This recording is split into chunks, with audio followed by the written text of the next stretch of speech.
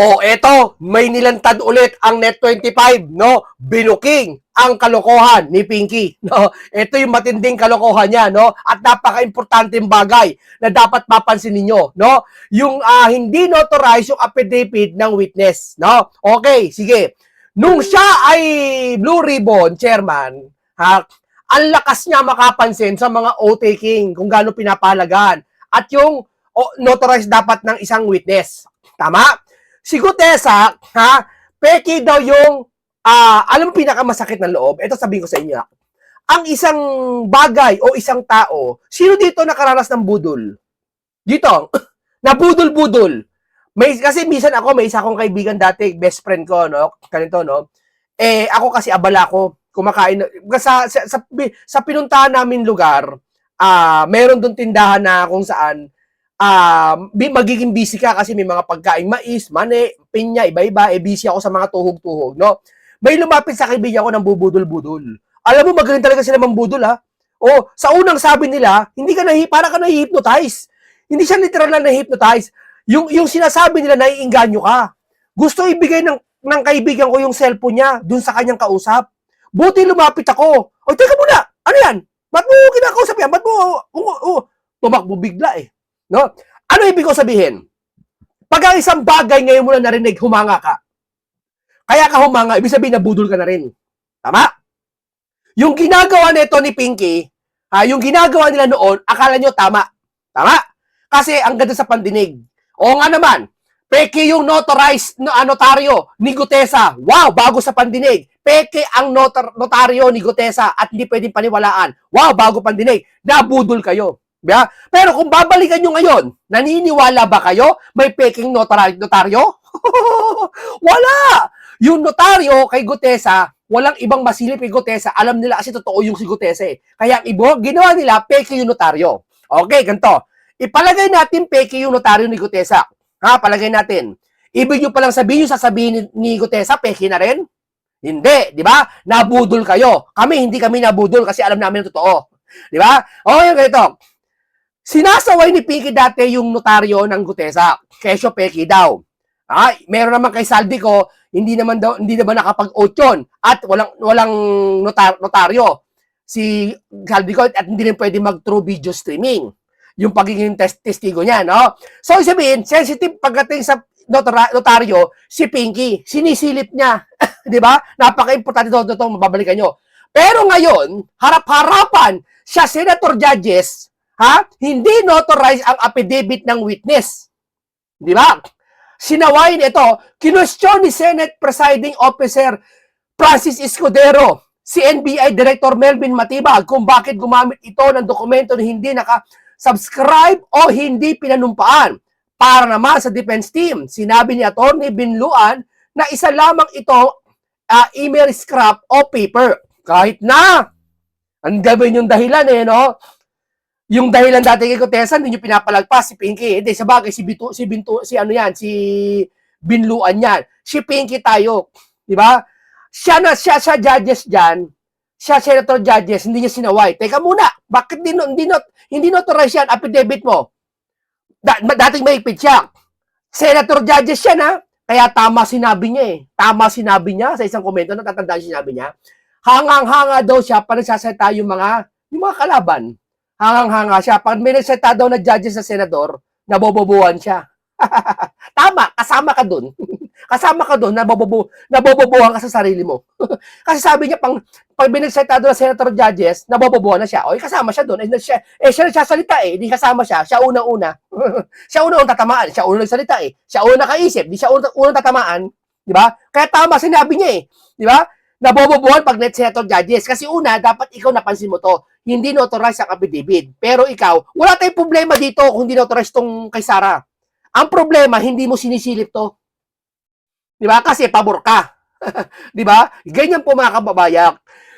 Yung flood control, huwag kayong maniniwala, nag-iimbestiga sila. Hindi. Yung flood control, ayaw talaga nila imbestigahan, lalo si Pinky. Kasi may command yan sa kanila. Malamang may command yan sa kanila, no?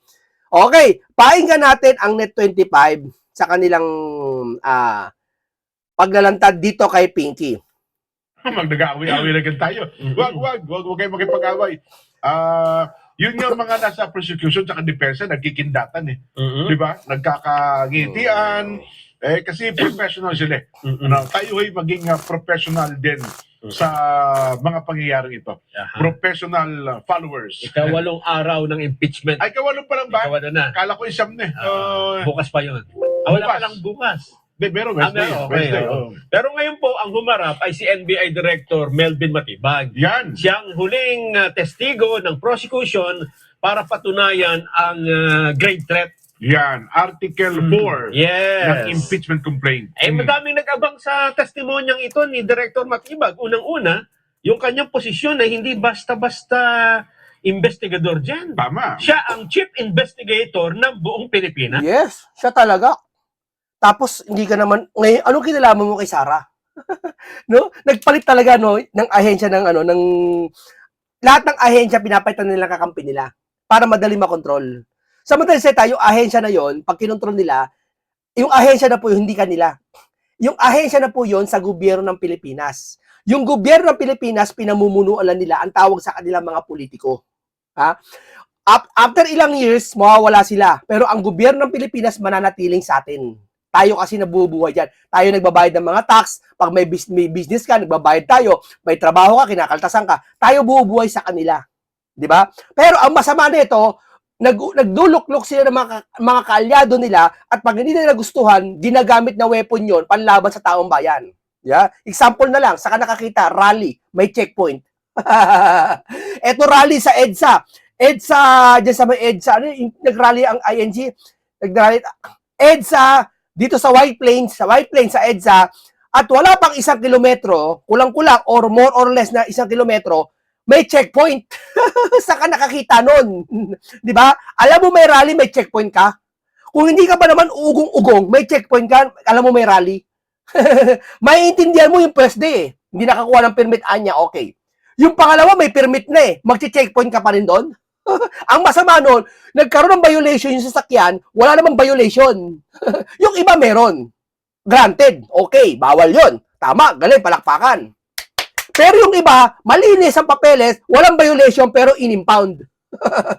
'Di ba? Ano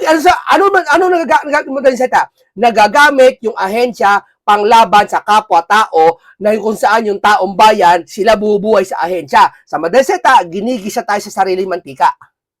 Tama kaya yon? Kayo sumagot mga kababayan kung tama yon. Di ho ba?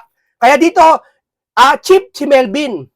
Sana Melvin, hindi namin mapansin na ikaw yung nagpapagamit dyan. Sana wag. At sana mali kami haka. Tama. Kaya lang, kung titingnan mo yung kanyang testimonya, anytime ho, ipapasok yung cross-examination. Ibig sabihin, tatanungin siya ng mga defense Kasi kayo direct panel. examination. Oo. Pero ang napansin ko dyan, ikaw ba walang napansin sa kabuuan ng kanyang testimonya? Hindi, ang kasi ang talagang papel lang naman niya, i-corroborate lang yung dalawang tauhan niya. Oo. Siya ang magkukumpirma eh. Ayun. Yun ang pinaka-main purpose ni Matibag. Nalilito kasi siya. Hindi naman kasi siya kasali dyan sa na yan. Nilukluk lang siya dyan. Siya lang hepe ng NBI. Hindi naman siya kasali sa impeachment eh. Siya lang na magpapatuto. Kaya ang hirap na hirap siya eh. Paano ko kukonek dito? Hindi ko naman to laban. Parang gano'n ang kalagayan ni Matibag. Parang ganito. Bigyan ko example. May naglalaro ng, halimbawa, chess. Di ba pag chess, dalawa lang kailangan player eh. Yung isang player tumayo. Sandali, pinatira muna sa'yo, ikaw na magpatuloy ng chess ko. Ba? Di pinagpatuloy natin yung chess. Sa pag-upo ko ba sa chess, makukuha mo kagad yung diskarte mo? Hindi. Pag-aaralan mo, sandali lang. Bakit niya tinira to? Di ba? Nag-smoke. Hindi mo kasi plano yun eh. Plano niya yun eh.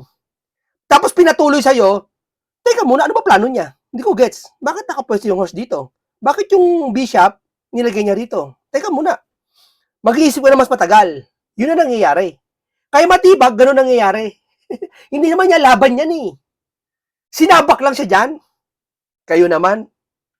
Nasabihin na tama yung sinabi ng dalawa. Oo, nasa ganito, ganyan, etc. Doon naman ako nakulangan, Jen.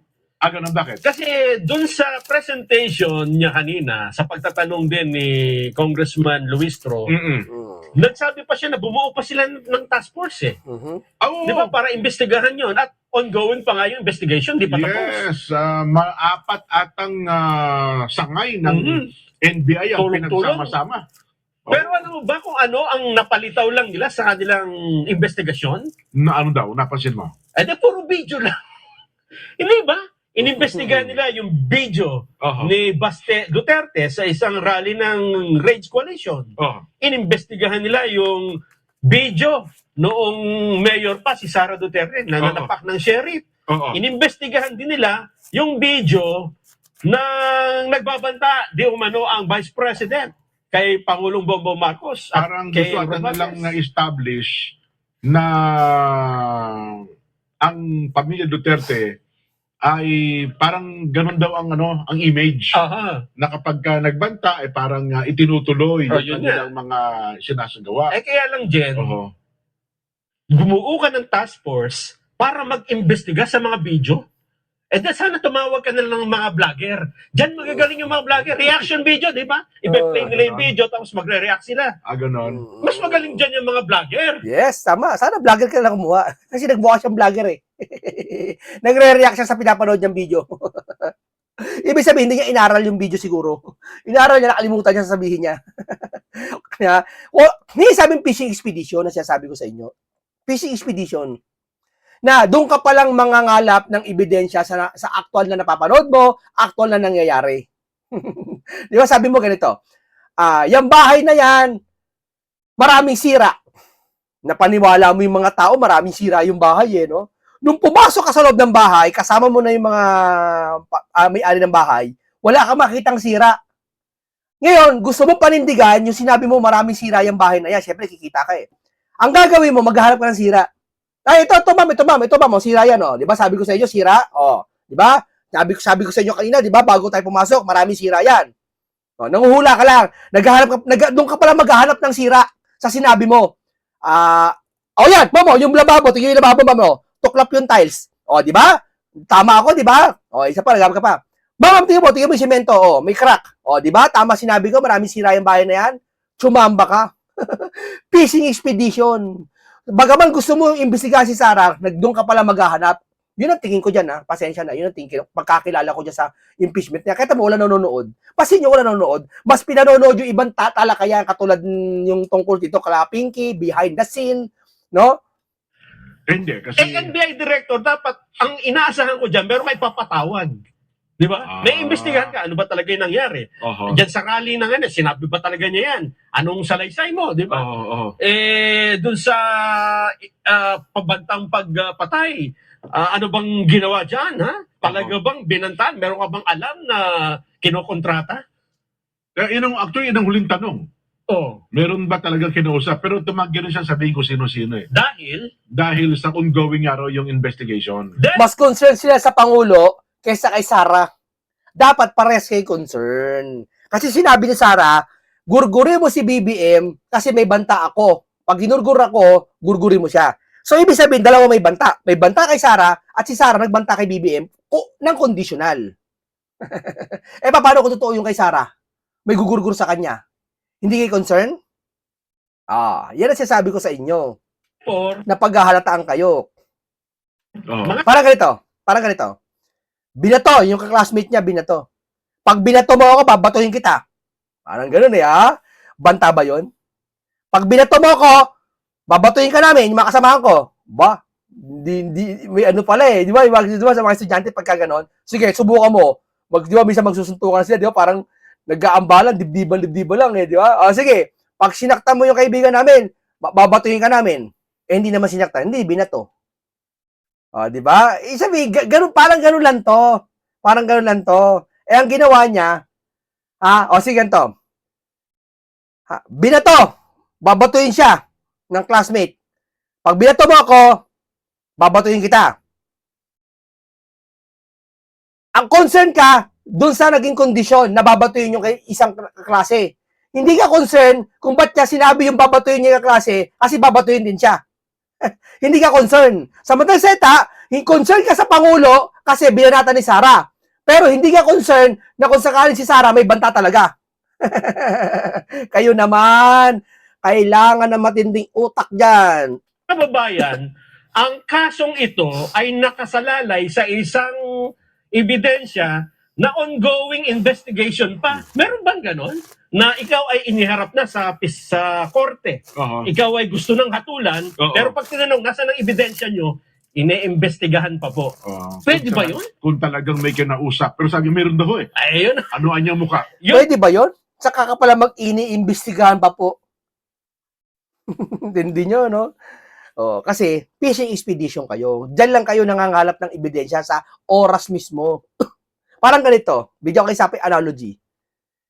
Kailangan kasi sa pag nag-apply ka ng trabaho bilang IT, pag sinabing programmer ang linya mo, kailangan magaling ka mag-program.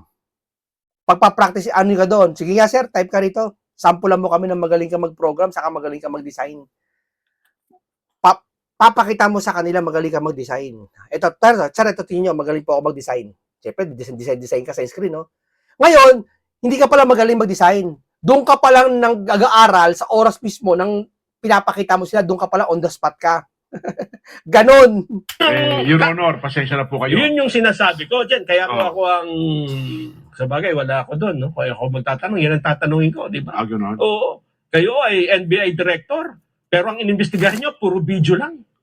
Di ba? Tapos gumamit pa sila ng isang affidavit ni Las Cañas na kinuha pa nila sa ICC.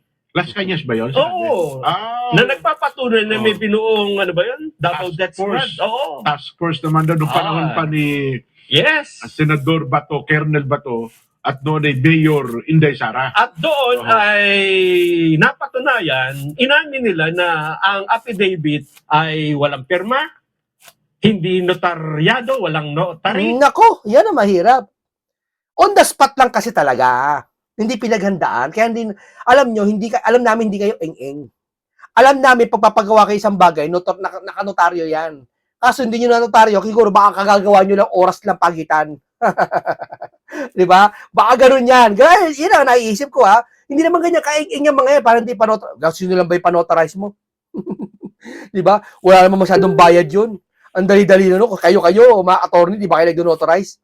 Nag-notaryo? Kayo naman, no. At ang sabi ni Congressman Luistro, ang dahilan, Your Honor, this document comes from the ICC. And the ICC does not require a notary. Notary. Kasi pag ganun notary, baka questionin pa kung sino nag-notary. Iimbestigahan pa kung sino notary public yun. Pwede ba sa Senado yun na hindi notaryado? Pero tinanggap pa rin dyan. Ang napansin ko lang, tahimik na tahimik si Senador Lacson. Nako po! O ano ka ngayon? Pahiya ka na naman sa Net 25. Kung ako, pahihiya kita ng sobra dyan. Buti niya, may preno pa sila Nelson Lubao dyan eh. Saka sila dyan eh, no? Kung ako, halimbawa ako host dyan, babakbakan kita. Di ba? Wala akong pakialam sa'yo. Ilalantad ko katotohanan. Ba't hindi niya question? Hindi pa pwede rito yung peking notaryo nga. Hindi pwede. Yan pang walang notary. Hindi, ano yan, magtatanong sila sa huli na. Kasi di ba usually pag natapos na kayo, direct, Sana. tapos cross. Tingnan natin. Kasi, Live na ba to? Live na? Di ba, yun Nanong pa kanina. Oo. Magpapalasa. Ayan. Hindi pa naroon nagre-resume. Yun No? Palong-palong pa po. yung mga nakita ko dyan, Jen. Kasi kung ikaw, NAS, parang FBI, di ba? Federal Bureau of Investigation. Kapag ka nag-investiga ka, meron kang mga talagang ebidensya. Oo nga. Hindi puro video na makikita mo naman sa YouTube. Okay. Hindi ba? Kasi naka-record pa rin talaga sa online. Nandiyan social na. media. Wala tayo makikita yan eh. Oo. Pero sila ay tumestigo at ang inimbestigahan ay yung laman lang ng video. Ayun. So ano pa yung ginawa ng task force? Hindi, dapat kasi doon malalimang investigasyon yun. So, Yan nga eh. di ba? Kasi kaya ka nga bumuo ng task force eh. At saka... Ang investigasyon lang, dun lang sa sinabi ni Sara. Pero kay Sara hindi nila nag-imbestiga. Tapos sabi nila, si Sara daw may depresya sa pag-iisip. Hindi nila, no? Si Cayetano may depresya sa pag-iisip. Si Guanzon may depresya sa pag-iisip. Si Libiste may depresya sa pag-iisip. Si Kiko Marsaga may depresya sa pag-iisip. Lahat sa kanila may depresya sa pag-iisip eh. Tanungin mo sila. Teka muna, paano mo nasabi na may depresya siya sa pag-iisip? Doktor ka ba? Tulala na, hindi naman sasagot. Ibig ko palang sabihin, ang pamantayan mo sa pagiging may sira ang ulo, ganyan katulad nila Guanzon, nagsaseta ng katotohanan, yun na ba may sira sa ulo sa inyo? Sino kayo? Vlogger lang kayo, netizen lang kayo, hindi naman kayo nag-doktor para i-check up yung tao, si Sarah. Sasabihin niya may sira ulo ni Sarah? Hindi siya nangaasar talagang seryoso sila, isa sinasabi nila Maiintindihan mo kung nangaasar lang sila Hindi, seryoso May sapak daw si Sarah. Di ba? Antindi. Di ba? Anong pamantayan nyo na may sira si Sarah? Yan ang hirap sa inyo. Malalayo na kayo sa katwiran. Hindi nyo namamalayan sa sarili nyo. Wala na kayong katwiran sa inyong puso, sa inyong isipan. Tatanong nga ako dyan Ang pagdating kasi, dumating si Director Matibag sa NBI, parang February, no? Makalipas sa ilang buwan, yung agad ng kanya, ang purpose ba talaga na kaya siya napunta ng NBI Doon bigla na tuloy ako. Tanong lang. Totoo yan. Ang purpose niya ba kaya siya nag-NBI para dito kay Sarah? Totoo. Hindi, totoo lang. Totoo ba? Tanong lang namin, totoo ba? Kasi nakapaghataka Di ba? Para imbestigahan lahat ng kalaban. Oo, yan. Tama yun. Para ba imbestigahan lahat ng kalaban? So, tama tayo sa simula kanina. Baka nagagamit ang ahensya na kung saan kami may-ari niyan. Taong bayan may-ari ng ahensya. Ang nagpapasahod sa inyo, taong bayan. At appoint lang kayo dyan. At pinapatakbo lang yan ng mga politiko na binoto rin ng taong bayan. Na kung saan yung taong bayan, pasahod kayo, employer nyo kami. Ha? Ginagamit nyo para sa kalaban lang. Totoo? Totoo? Totoo? Taas kamay kung totoo. Hindi, particular na isang particular na issue na yun. Well, sabi naman yan, niliwanag niya kayo na ang NBI po ay marami ang mga gampanin, etc. etc. Maaaring isa lang daw yun sa kanilang napagtunan ng pansin. Kasi kung di sa kalaban nyo, ahensya na yan, yung ahensya na yan gagamitin nyo sa flood control lang, hindi lang kay Sarah. Sa flood control din. Kaso hindi Yeah. Tayong kontra kay Director. Oo. Lang iba kasi na-expect natin director siya dapat talagang matindi yung una sasabihin niya at ang ipe-present niya ebidensya. Pero ako ay ano bang tawag dun sa nakulangan? Parang hinahanap ko yung parang dalawa, tama sinabi mo. Yung unang dalawang NBI agent at siya ay pare-pareho lang ng ipinipresent. Actually, parang narinig ko sa paliwanag nila, yun lang talagang main purpose. Yung video lang. Oo. Ang ine-expect ko nga, sabi kasi nila, baka daw may pasabog. Si Director Matibag. Hinahanap ko kayo na yung pasabog, ginabangan ko. Baka may umutot, kaya gano'n. Yun na ba pasabog niya? Yun na ba? Tindi, no? Pinakita yung video ni Baste? Kasi 2 oras na nakaupo ka naman dyan. Hindi naman yun. Wala. Napatawa nga si Kaed Pelayo Sabi niya na, yan lang ba? Sabi ko sa iyo, si Kaed, mahaba ang PC niyan Ngayon, hindi basta nagagalit yan Ngayon, purang nainis no? Pagka nainis kaya, napainis mo ang Kaed Pelayo. Ibig sabihin hindi pangkaraniwan yun. Sabi nga niya, mas maganda pa siguro, magbotohan na ngayon na. Para wag nang patagalin, no? Sabi ko nga sa iyo, ako naging senador, yun. Para gusto niya rin lang naman magkatapos-tapos. Yes. Kung babalikan nga natin kahapon, Nelson, ang dami ngayon ang pinag-uusap-usapan na hindi yung laman ng desisyon ni Presiding Judge Chis Cordero. Ang pinagtatalunan ngayon sa social media, bakit tinanong yung depensa at saka ng prosecution? Bali ba, meron na pala kayong desisyon? May nabuo na pala kayong desisyon Tungkol sa mga dokumento. Oo. Buo na pala yung desisyon kasi, sige, eto na po ang desisyon. Ano pang purpose? Maging mga abogado, narinig ko kayo na maging si Attorney Romy Mac. Isang Dapat kanilang abogado yan. delay man lang na isang araw, Para mapag-aralan. Sabi niya, parang ready-made na. Tailor-made. Tailor-made na yata yung desisyon. Parang useless niya. Yun na niya ang lantarang pagsasayang talaga ng oras. Di sana daw, Ang ginawa kahapon, o resume na tayo. Ah, Ito na po ang desisyon dapat ng ngayon. impeachment court. Dapat ngayon. Ano? Dapat ngayon. Pero kung kahapon daw, sana hindi yun ang pinagtatanong yung mga senador. Ay, yung mga abogado ng magkabilang panig. Nahalata tuloy. O yun, nagka-booking yan tuloy. Tapos na pala ang desisyon. Anyway, interesado ba kayo mapakinggan ang cross-examination na Sam? Tingnan natin kung ano Kay sasagot. Director Batibag? Oo, baka mapansin din yung mga tinatanong natin. Baka itanong sa kanya. Oo nga naman, ano? Ay, sige po, cross-examination ito, ha?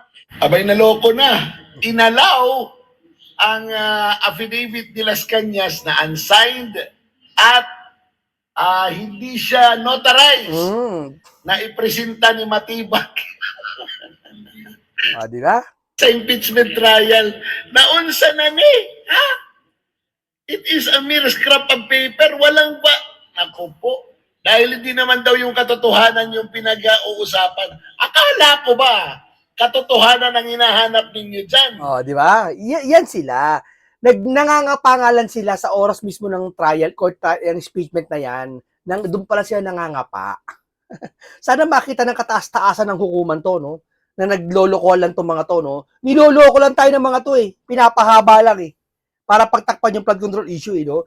Alam nilang ano, eh. Na talaga pinipilit nila. Ginagawa nilang illegal yung legal. Eh bakit inalaw nyo yung isang kasinungalingan? Pambirang patisto. Sige, manood pa tayo. Boring pero Boring talaga. Nakita niya, boring yung impeachment? Boring. Alam bakit? Wala kasi si Senator Dante Marcoleta. Kaya nila pinakulong si Marcoleta kasi pag nandiyan si Marcoleta, sakit sa ulo nila si Marcoleta. Kahit sino pa yung abogado dyan, iharap mo na magaling ka mo. Pag si Marcoleta yan, tapos na lahat kayo. Boring kasi wala si Senator Marcoleta. Yeah. Kaya takot na takot kayo, pinakulong nyo si Senator Marcoleta para hindi dyan sa impeachment na hindi makaporma. Tinrider nyo si Senator Marcoleta. Di ba? niloloko talaga tayo. Sayang ang bayot. Bilanggit mo din Kinakatakutan nila makalaya si Marcoleta, baka papasama sa impeachment eh. Yeah. ang video ni Vice President Sara Duterte. Mr. Witness, kaninong ulo ang gustong tanggalin? Objection as an answered, Your Honor. Objection. Kaninong ulo? Move on, counsel. Asked and answered. The court understands and knows who said the Vice President was referring to in that video. Thank you, Your Honor. We will proceed. Pinaulan na ng objection eh. Ano ang obserbasyon mo dito sa video ni Mayor Sebastian Duterte at sa video ni Vice President Sara Duterte kaugnay ng investigasyon ng Special Task Force kung mayroon man? Objection vague, Your Honor. Ano ang obserbasyon mo? Ano, Kindly be more Huwag specific, ka magtanong. counsel. Although the witness is competent, kindly be more specific so that the witness can more intelligently answer the question. Mr. Witness, anong koneksyon kung mayroon man ang video ni Mayor Sebastian Duterte at ang video ni Vice President Sara Duterte sa kasalukuyang investigasyon ng Special Task Force? Objection, Kung Your Honor. mayroon man Objection, at Your kung Honor. iyong nalalaman. Objection, Your Honor, still vague and as an answered. Witness may answer if he knows, so that we can move on. Director Matibag, kindly respond. Salamat po. Kapansin-pansin po na Kapansin-pansin po, kahit ako'y wala pang direktor nung panahon na yun, ngayon direktor na ako, eto na ako, malaki na kinalaman ko sa impeachment. Hanep eh, no? makikita natin na nanggagaling sa isang pamilya ang pagbabanta sa ating Pangulo Wow. at parehas na nag-refer sa ulo ng Anong Pangulo. connection sa isang pamilya na may pareha sa pagbabanta sa Pangulo? Anong connection sa impeachment yan? Niloloko tayo ng mga to, no? Ibig ko palang sabihin, halimbawa ako, 3 kapatid ko kriminal. Halimbawa, mga kapatid ko. Pati ba ako, dahil ba di ba ako, isisisi mo ako? Hindi ko magets. Ipaliwanag nyo sa akin maigi. Si Sara nagbanta sa Pangulo. Palagay natin, sige, palagay natin direct na. Hindi na conditional, ha? Palagay natin. Nagbanta si Baste na isa lang kailangan namin ulo ni Bonget, sabi. Gusto nilang palitawin ba rito na ang pamilya ng Duterte talagang nagbabanta na talaga? at talaga yun ang katibayan para ma-impeach si Sara? Layo. Layo. Kahit sa Biblia hindi pwede niyang tubusin ang kasalanan ng isa. Ang mananagot, kasalanan mo, halimbawa ganito, pag ikaw ba gumawa ng kasalanan, gumurgur ka, sino makukulong? Nanay mo? Kapatid mo? Kasi parehas naman pamilya mo? Ang makukulong ikaw gumawa ng kasalanan Kahit sa Biblia, ang magbabayad ng kasalanan, yung may gumawa ng kasalanan. Tama? Alam ba ako gumawa ko ng kasalanan?